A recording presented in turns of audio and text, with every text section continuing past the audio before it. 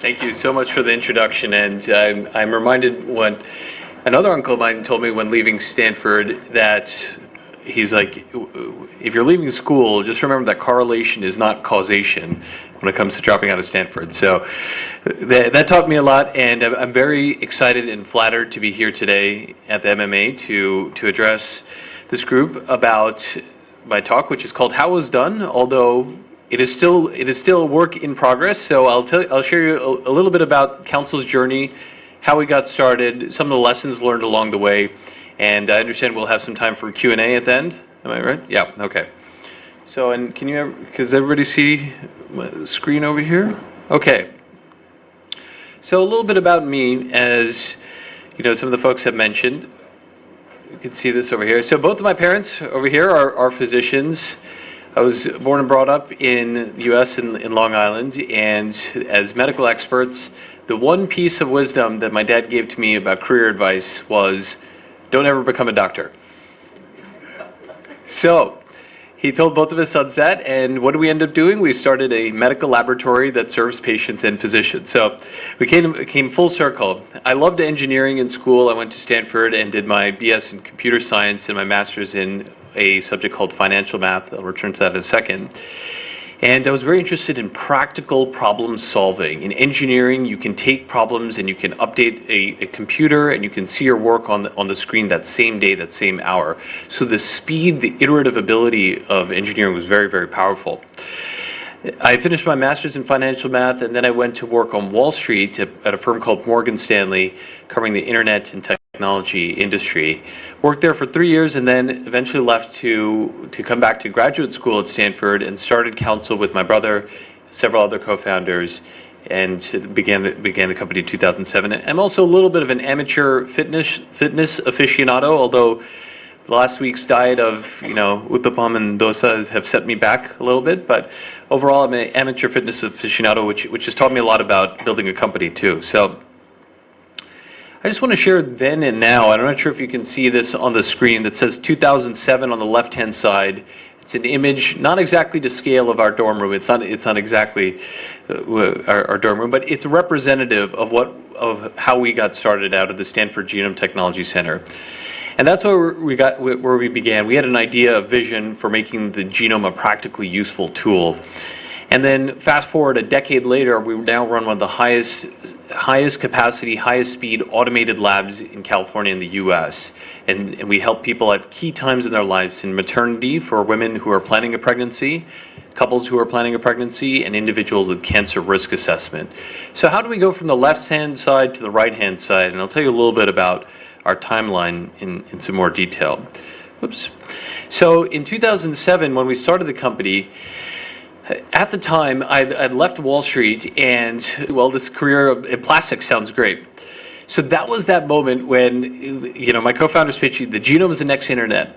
I didn't know exactly what that meant, but I thought what I should do next is leave my high-flying Wall Street salary behind and become broke and live on a futon for the next 3 years and start Council. So that's what we set out to do. We started the company out of very humble beginnings out of the Genome Technology Center, and we were very frustrated with genomics in 2007. So a decade ago, genomics had been a science which had been talked about as Time Magazine Invention of the Year. It was always this extremely high-flying invention. It was always around the corner, but it was never actually practically useful. And that frustrated the heck out of us, because we said, this is some great science, it's not in people's hands yet. So we decided to make the genome practically useful for clinical decisions. So we got started in the Stanford Genome Technology Center, and we were working on trying to discover the roots of Alzheimer's and Parkinson's, determine whether or not somebody will actually get Alzheimer's or Parkinson's based on their genetic signature. And two things happened. One is we got people with Alzheimer's and Parkinson's, and we got without. And we tried to separate out whether or not somebody actually, based on their signature, will develop that disease in time. We looked at a lot of people, and smack dab we ran into a problem that we couldn't figure out who would get it. So we said, okay, not a problem, we'll keep trying, and we couldn't work. We ran smack into a brick wall. At this point, we were stuck and we decided that we needed to do what's called Mendelian simple disorders. A bit flips in your genetic code and a person is what's called a carrier. And if two people are a carrier for a specific genetic disease, they can unknowingly pass it on to their offspring. So that's what we brought to market, which was eventually the test that became Family Prep. But that was a very, very important lesson for us in terms of taking on too complex a problem right at the get-go. So we had to simplify the problem to something that was actually doable, as opposed to this extremely, extremely hard mythical problem to solve. So then our next challenge was we were at the Genome Technology Center, and we were waking up at 3 a.m. in the morning to do what's called extractions, these very arcane DNA procedures. We said, you know what, this running a lab stuff is for the birds. We never want to be in the business of running a lab. So we're going to get somebody else to do the yucky work of actually running samples for us. And at the time, we were hoping that there was a what's called Amazon Web Services equivalent for genetic services companies, where we could just outsource the work to somebody else. So mind you, at this point, we had moved into a office park, a software building in a city called Redwood Shores. And we sent samples to our first contract lab. And the samples came back, and the results were awful. And we said, okay, no problem, we'll try another lab. So we sent to our second contract lab, and the results came back, and they were terrible. We said, okay, no problem, we'll try a third lab. So we sent results to we sent samples to the third lab, and the results came back, and at that point we said, we need to build a clinical lab. So mind you, this was in a software park, so this had carpet on the floors. It was a place that God, man, or beast had never intended to run clinical samples. So we had to rip up all the carpet, install vinyl, start getting sinks. I remember going to Home Depot, which is a plumbing store, and looking up at how to install sinks. I was like, I really need to learn to delegate at some point. So it was a very, very important decision, though, because when we built the lab, we had complete control over the end-to-end process. And that complete control meant faster speed of results, better accuracy for patients, and more sort of clinical credibility. So that was in 2009. From 2007 to 2009, we had been building this clinical lab. We launched our first product to the market called Family Prep. We now call it Family Prep.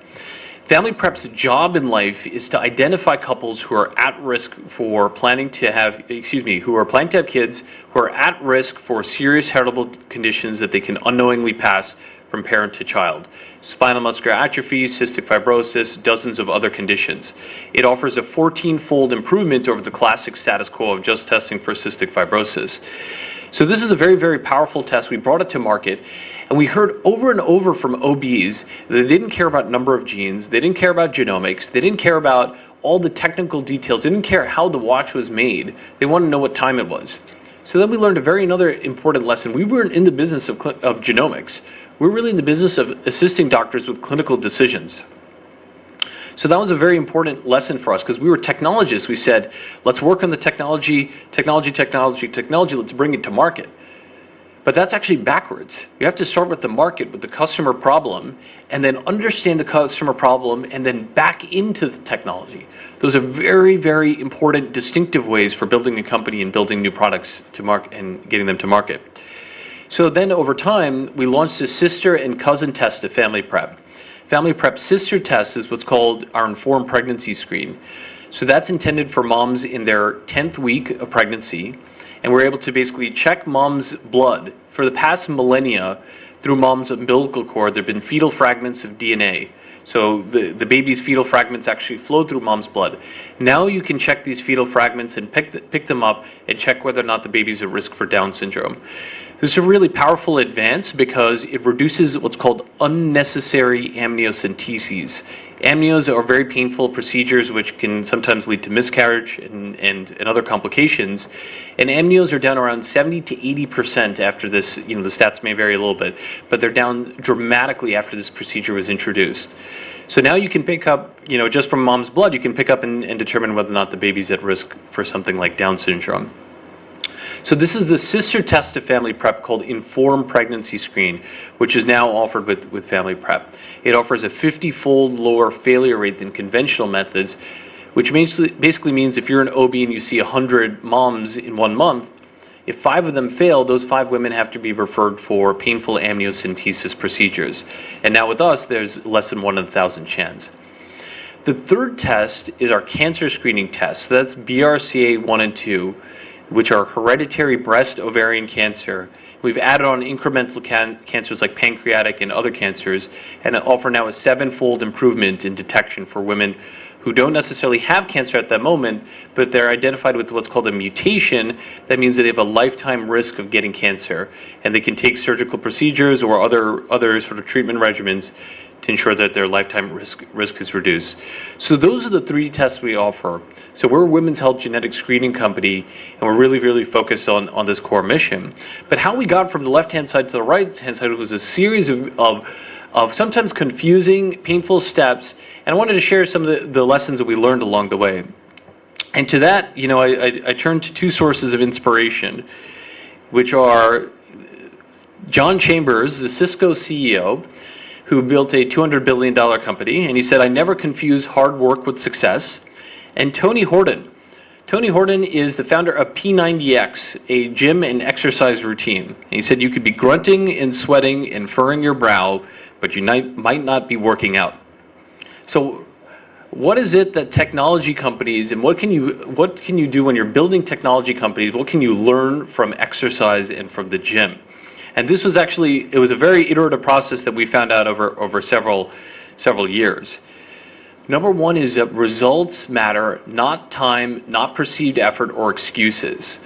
This was a very hard lesson to learn, especially when it came to, in the gym, you frequently see people who are there putting in the motions, but not actually putting in the effort that somebody cares about.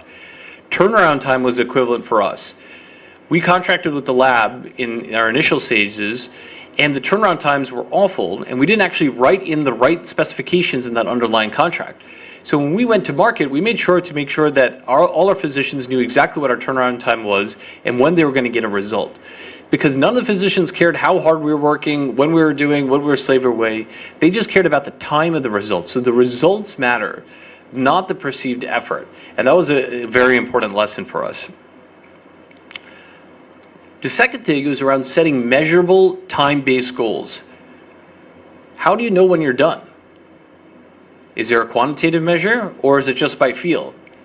And does everybody agree on that measure at the outset? And are they allowed to argue their case at the outset before you set the measure? Both of these are really important, which is that there is a quantitative measure at the end, and also that everybody is able to argue their case and feel heard before you implement that measure. So that setting measurable time-based goals, this is in some sense is quite simple, but it's actually turned out to be very complex as we were building the lab. So setting measurable time-based goals. Weak point training. So in exercise, it's very common. If you're a sprinter, maybe long distance running is hard for you. So you have to work on long distance running and build up your capabilities, your breath capacity, your VO2 max, et cetera, et cetera. And if you're great strength, you have a lot of strength, maybe flexibility is an area of improvement for you. So weak point training. But in the gym or exercise, you can just look at the mirror and find out what you're weak at. But in companies, it's not that easy. Sometimes in certain cases, your customers, our physicians, they're not very shy about telling us what's weak and what needs to be changed. So they'll tell you. But what about you personally? How many times is somebody actually telling you what you really need to improve on? So where's the real mirror? It's your colleagues, your coworkers, and even competitors can tell you where your true weak points are. Now, it can be really hard emotionally to hear those, but once you find them out, it's great news, because then you actually understand where you need to strengthen over time. So working on your weak points turns out to be a source of incredible competitive advantage. An example for us was on-demand genetic counseling. So when we brought Family Prep to market, as technologists, we said, look, this is 100 genes for less than the cost of a single gene test. Isn't that great, Mr. or Mrs. OBGYN? And they said to us, if I test for more things, I'm going to find more positive patients. And we said, isn't that kind of the job of being in medicine? And they said, no, because if I find more positive patients, that means I have to talk to those patients and I have to counsel those patients. We said, so? They said, well, we don't necessarily get compensated to do that. So then we scratched our heads and came up with this idea, and we argued with them, and just, an aside, don't argue with their customer, it doesn't actually work. So after we lost that battle, we went back to the drawing board, and we built what's called on-demand genetic counseling, where patients can tap to speak to a genetic counselor on demand. It's like an Uber-style model for genetic counseling, who are medical experts who are trained in genetics. That became a very powerful tool for us. We powered now over 50,000 genetic counseling sessions with about 4.9 star ratings. So on-demand genetic counseling came out of understanding one of our weak points that our physicians pointed out to us. Resting between sets. A classic rookie mistake is that people overtrain, and exert themselves and then ultimately get injured. So that leads to people to get completely burned out and get turned off to exercise altogether. So work is the same way, which is, are you taking rest? Are you, in certain cases, things like meditation, yoga, getting a dog, right? These are things that allow your brain to mentally relax and rest between sets. That way you have more energy for the next one. So resting between sets. I found this very important. It's part of the reason I'm on vacation this week as well. So planning and discipline is important. The plan is nothing without discipline, and discipline is nothing without a plan. So getting both of these aspects right is so important. The plans aren't going to execute themselves. So you build a plan that's very carefully laid out, but you say, well, somebody else has to do it. No, you have to do it. Or you have to inspire a team that will do it with you. So planning and the discipline is really important. And once you have a great team, creating a shared sense of vision, of purpose, will actually start to solve a lot of the discipline issues inside a company too. Plateaus. So plateaus are when you've been growing very quickly, but then you suddenly level off. What worked before isn't working anymore. Why is that? So watching for plateaus is very important. It requires a different kind of intellectual honesty and rigor, and sometimes it's very easy to just be in denial about that.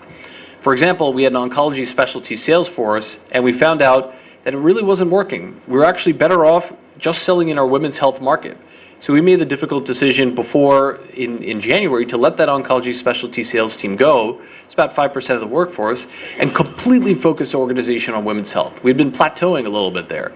So those are painful decisions that come from strong introspection. Changing course isn't necessarily a failure. It's just an update in your strategy. So you have to be able to learn and adapt to the market as well. So watching for plateaus and adjusting accordingly. Setbacks and injuries. So again, injuries are common in working out, sometimes a symptom of overtraining, and setbacks are going to be natural. And what matters is how you respond to them, and also, are you uncovering the root cause of why something is not working as it's intended to.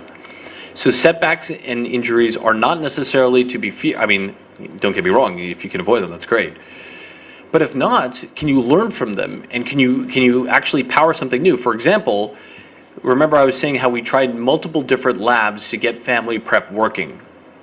One lab, second lab, third lab. So now Counsel is a company that we started because we could not find a lab to run family prep. So we've come completely 360 degrees. Now we're talking to companies who have built a specific test but don't want to build a lab from scratch. They're talking about running on Counsel right now. So that setback of not being able to find a lab that would run our test has now forced us to build a very high production scale lab, and in turn has allowed us a platform and infrastructure where other people are now considering running their tests on Counsel. So that this kind of exercise can be painful to do, but there isn't any sort of growth without this sort of pain. So setbacks and injuries aren't the end of the world. They're very important. And this is sort of classic psychology, which is breaking big projects into smaller, manageable pieces. It was very overwhelming for us once we learned that we actually had to build a clinical lab. We had to do it in the space of 2 months. We wrote out a very detailed project plan with each specific assignment, with one specific owner, with a specific timeline where everything had to be done. And while the entire thing was huge, individual line items were a little less cognitively taxing to go through. So breaking tasks into large tasks into smaller, more manageable pieces. A 5-mile run is a series of half-mile runs. After each half mile, you can reset and think about the next half mile. So similarly, we thought about this massive project into smaller incremental tasks, which allowed us to build up more and more over time. Oops, excuse me. Don't be a weekend warrior. So a weekend warrior is somebody who only exercises on the weekend and doesn't work during the week. The problem with this is that they're very, very susceptible to injury. They'll try to overtrain, and it'll again lead to exhaustion. So bursts of energy are actually less useful than sustained, consistent discipline throughout a week. So not being a weekend warrior actually matters a lot. Having a very consistent, steady pace, you'll have compounding value for your efforts day after day, week over week. And again, this is just my experience, and each person is different. And the basics get you such a long way. The basics, many people who try to do fancy exercises all the time, but basic stuff, push-ups and pull-ups, get you a tremendous amount of value. And in business, 2 things: watching the bottom line and listening to customers. That's all you really need to do. Listen to your customers, watch the bottom line. Those 2 things get you a tremendous, tremendous amount of the way. You will see 15 different management books that try to avoid these basic subjects, because these are the hard ones. These are the ones that are painful, that people don't actually want to do. But listen to your customers. The reason why listening to your customers is sometimes so hard is because they'll tell you something which breaks it basically upsets some of your existing assumptions. And that can be hard to hear, which is that, well, you assumed X and they actually believe Y. Guess who turns out to be right? Your customer. And they'll always be right over time. So the basics get you such a long way. And then ultimately, you have to love going, or you have to learn to. If every day is a chore and you're dragging yourself out of bed, etc., then eventually, mentally it's not gonna work. So you have to love going. You have to see some passion. There's some reason, some electricity. For us, women's health genetic screening is a very, very powerful subject. Maternity is such a important and sacred time in a couple's life. It's very important in bringing a child into the world. So I think it's a very powerful mission that we have. We're enabling better clinical decisions for couples who are planning to have kids. For moms in pregnancy, we're helping to avoid these unnecessary, painful procedures. For cancer risk assessment, we're allowing people to get this information before a cancer diagnosis. It's insane to us that people get diagnosed with cancer and find out they were susceptible all along. So you have to love going or find a reason, a purpose. Without that, it'll be a grind and a chore. And it's easy to say, and that's why I say you have to learn to, because sometimes you don't love something right off the bat. But learning to what is the actual underlying purpose is very, very important. The faster you're able to get there, the better you're able to articulate that purpose to your, the people on your team, the better they're bought into your vision as well. So loving going is extremely important and a big part of this. So I just wanted to share a couple of lessons about counsel. So hopefully that gives you a sense for what happened from 2007 to 2017. We had a series of incredible steps along the way. We've now screened over 700,000 patients. We published 21 journal articles, 9 in the last year alone. We employ over 400 people, about 100 PhDs, scientists, genetic counselors, and experts. And we're lucky to have earned the trust of thousands of physicians across the U.S. We work with many insurers as well, like Aetna, Cigna, United, and very grateful for my parents here for hosting, and the MMA team for hosting me as well, and my parents for giving me some of this advice when I got started. And with that, I wanted to thank everybody here and also open it up for Q&A. So hopefully that gives you a little bit of perspective.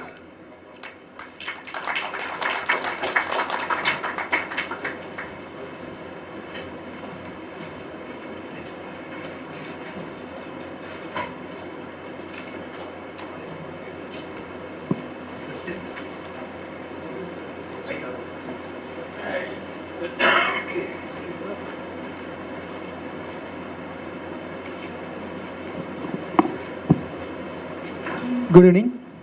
I'm into medical tourism field. So I'd like to know,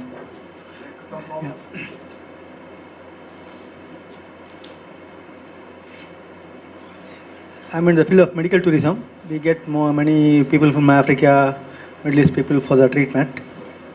I used to tell there are two types of treatment. One is positive and negative treatment. I like positive treatment means pregnancy, skin, hair, all positive treatment. People have more money, they are coming for the treatment. Here in India, we have so much impotency field, which is gaining more and more. Have you done any study, or anybody can do your study? They can become better things. Impotency field, impotency, pregnancy.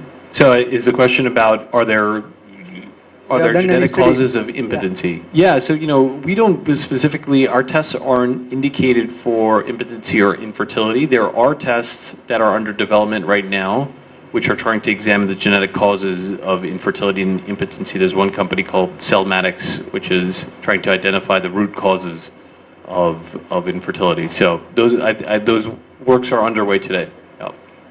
About leukemia, you have done anything? Leukemia, blood cancer.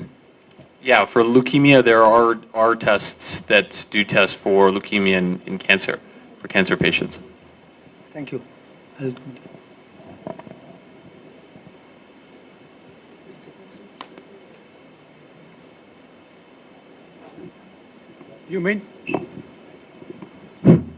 You mentioned about some tests that you carry out on cancer patients, particularly with regard to the possibility of getting cancer at a later date. That's something which really impresses me because even though today I may not have cancer, but I've not heard of or know of any tests being done, at least in this country or in this city, where they can assess you and possibly tell you that you're likely to get cancer in future or you will never get cancer. So my question is that this kind of tests which you are doing in US, are you trying or attempting to popularize them in the cancer institutes somewhere in India, or would you be patenting them or passing information to them? Have you had a chance to talk to some cancer specialists in this country? I mean, your father, of course, visits India more often than perhaps you. It would be nice to share this technology with Indian people. That's my question. Outstanding question. Yeah, international distribution is a major focus for us. We recently hired an SVP of Corporate and Business Development to bring these medical services that we have. They don't have any ethnic or geographic barrier. So right now, our business is primarily U.S. focused, but increasingly we have more and more distributorships that are coming online for places like Israel, the Middle East, Europe, Asia, and hopefully India soon. So. I'd like to ask your father whether such things are possible in this country. Are they available in this country or not at all? I mean, we have very well-known cancer institutes in this country. In this city also, there are special hospitals which deal with all aspects of cancer. But I've not heard of any hospital offering this service to tell you that whether you are going to get cancer in future or not. It's actually indicated for people who are asymptomatic as opposed to, you can test cancer patients to guide a surgical decision, but ideally you're testing, in the US we're testing healthy asymptomatic females ages 18 to 65 who have a family history, who themselves don't have cancer yet. And so in India, I'm not as familiar, and my dad may know, but like in terms of, we find that there's a huge potential to test those patients before cancer happens, because then they can be guided to different drug regimens, different surveillance, potentially different surgical options, as opposed to waiting until a cancer. Not to say you can't test. At that point, you can change the surgical diagnosis, but hopefully that gives a little bit of background. I'd like to add a few points. One is that the studies in India have shown, especially the southern part of India, have shown that there's a high incidence of breast cancer and a whole lot. Most of us who read the newspapers have read about Angelina Jolie had a mastectomy and a whole lot. Many people have heard about the story of Angelina Jolie who had a mastectomy. similar situation exists. It's the awareness of the physicians. They try to do when the disease is already established.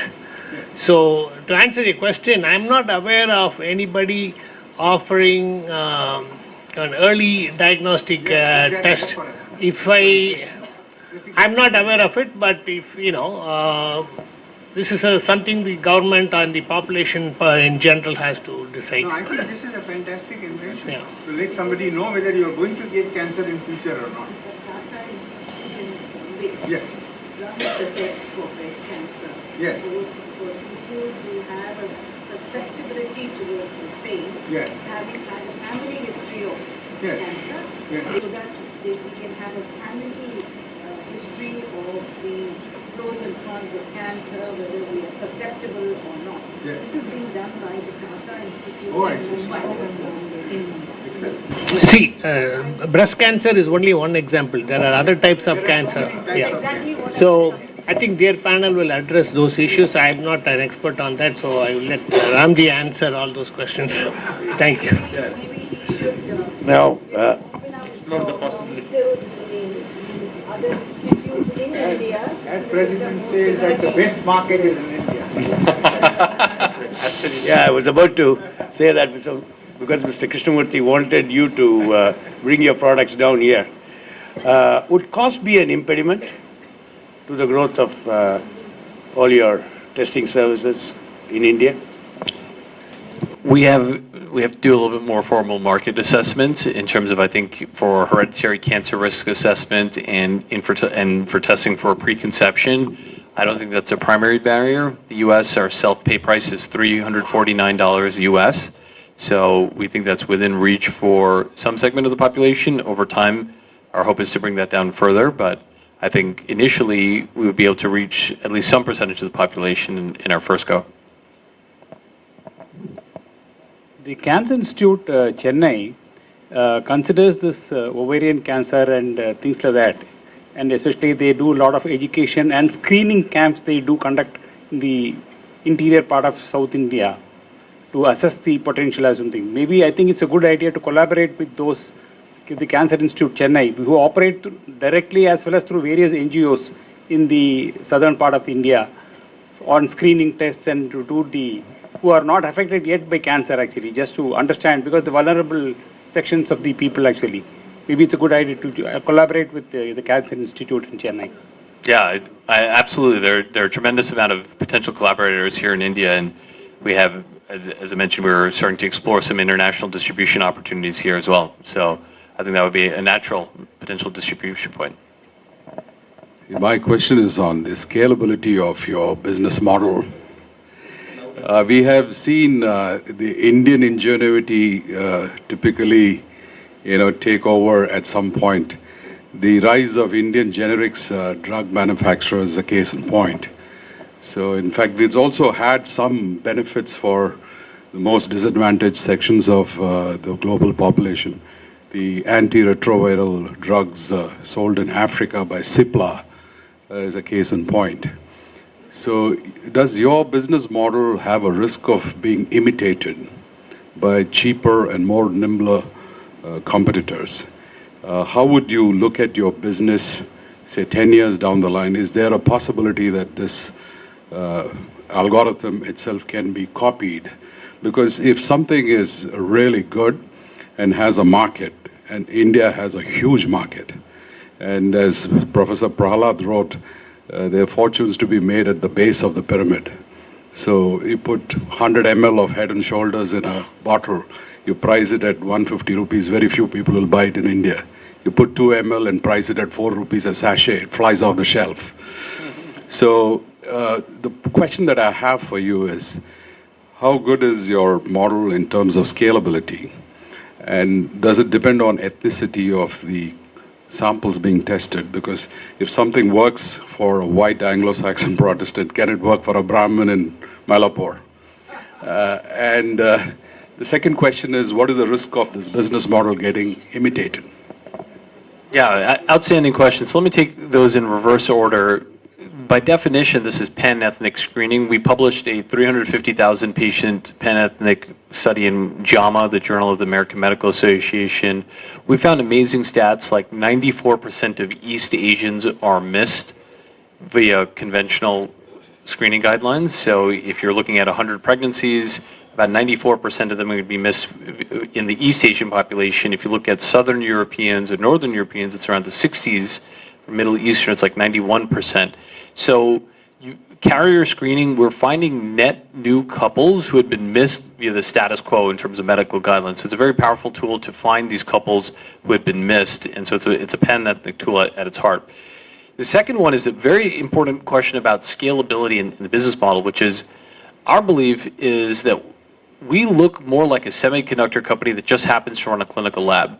We just hired an SVP of operations from Amazon via Thermo Fisher. We employ, almost 100 scientists, software engineers, statisticians, chemistry, PhDs, etc., and not for our own health.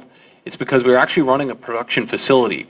And so the barriers to entry are speed and accuracy. If you look at the past 2 centuries of lab medicine since around 1850 or 1830, all of lab medicine has been around speed and accuracy.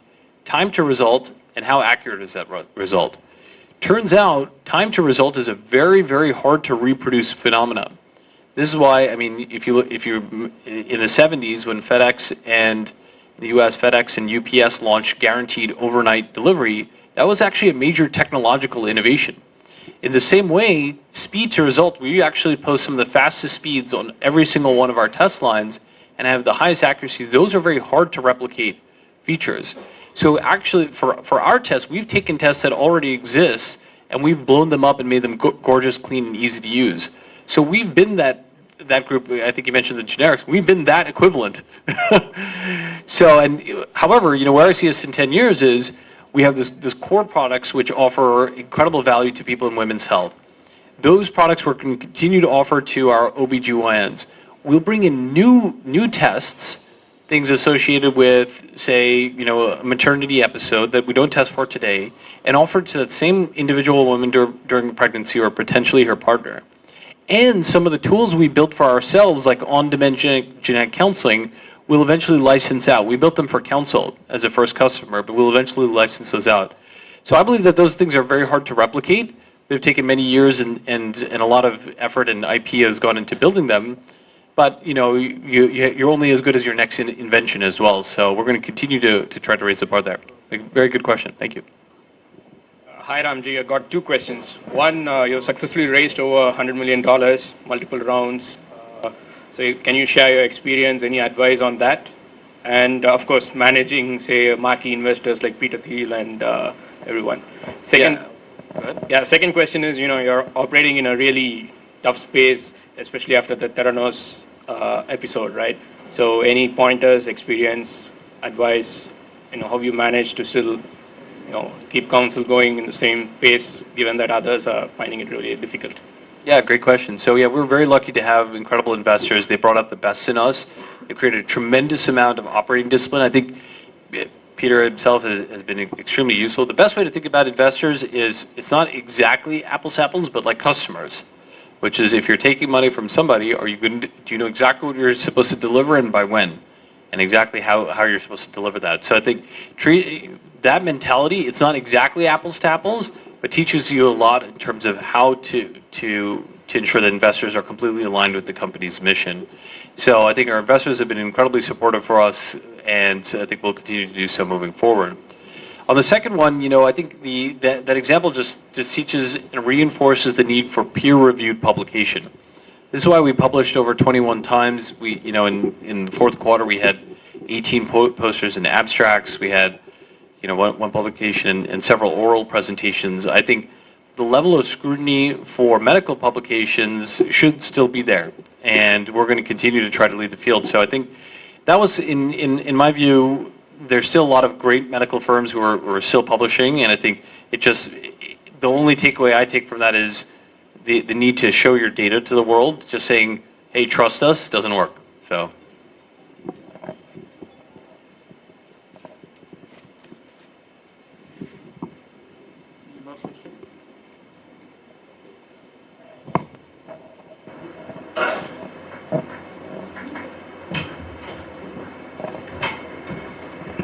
Thank you very much, Ramji, for the excellent presentation.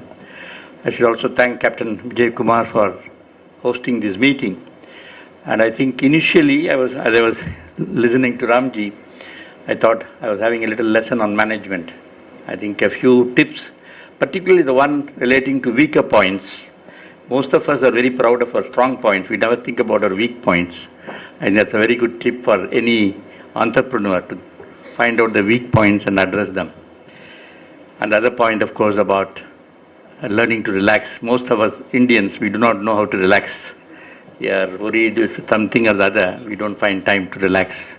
I suppose I did not mention about his brother. You might have read in the Hindu a few weeks back, Balaji Srinivasan, who is being probably considered for an assignment in the FDA by the new Trump administration. Be that as it may, all that I would say is distinguished sons of distinguished parents were here. We are really, really proud that Indians are doing so well in US, and I do hope that he will come to India. 700,000 patient screening is not a very awesome thing for us. We believe in 100,000 patients being screened because, as you know, our population is much more. And I have no hesitation in saying that you have tremendous business opportunities, and probably you will gain much more experience from this country so that you can practice your business techniques in other places. On behalf of Madras Management Association and myself, may I wish you the very best in your life and bring more laurels and credits to you and to the family and to the nation. Best wishes to you. Thank you.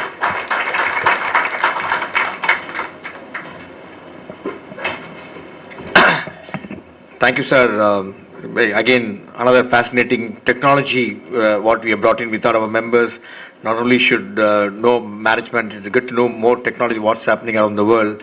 And as somebody said, if he brings this thing introducing in India, there'll be so many jugaad. Somebody will do better than what's happening. That's why coming to India is always a challenge. But this technology we need to learn, and we are very, very proud to present. Our own Indian was gone to US and doing some extraordinary work. If we don't showcase our community people who are doing some phenomenal work all over the world, and especially his other son Balaji on Bitcoin, I think we are all so proud to get associated. And more than anything, MMA, we want to showcase that we have some brilliant extraordinary people all over the world who make Indians proud. I think that will give a big round of applause to Ramji and things. May I request Dr. Srinivasan, please join us in presenting a memento to your sons. It will be a proud moment for us. Maybe Mrs. Srinivasan, you can also join us on stage and present a memento to your son, whom you should be really proud of. And Krishnamurthy sir, you can join them.